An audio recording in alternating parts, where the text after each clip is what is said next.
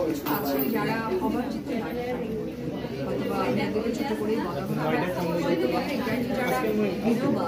যে নারীগুলো সমাজে দুর্ভাগ্যবশত তারা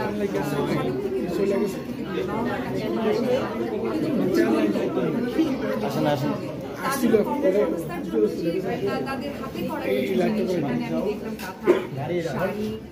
বেতের কিছু জিনিস তারপরে নারকেলের কিছু প্রোডাক্ট অথবা আপনারা দেখতে পারেন তো আসলে এই ব্যাপারগুলোর মধ্যে না ওই ভালোবাসা ইতিহাসটা লুকিয়ে থাকে যখন ওই বেতের জিনিসটা দেখছি আমার ভিতরে ফিল হচ্ছে যে এটা কোনো বিধবা নারীর করা এটা কোনো অসহায় গল্প আছে তো এই জন্য দেশীয় জিনিসের প্রতি আমার একটা আলাদা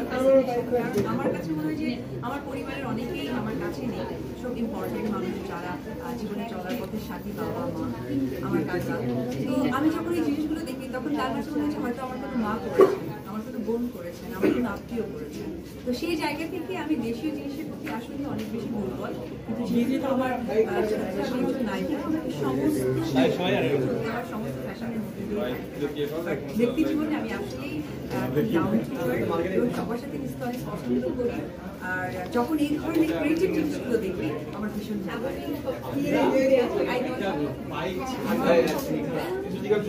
আপনি যখন প্রোগ্রামে যান ওয়েস্টার্ন দেশীয় সব ধরনের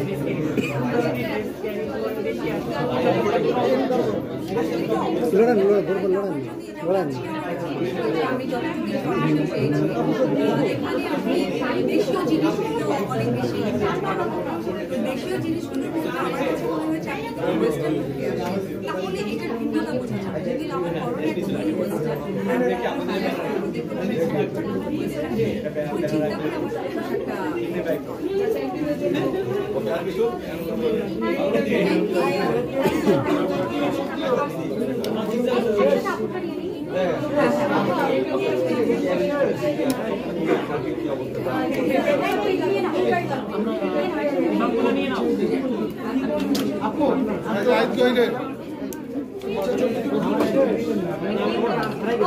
ছিল না।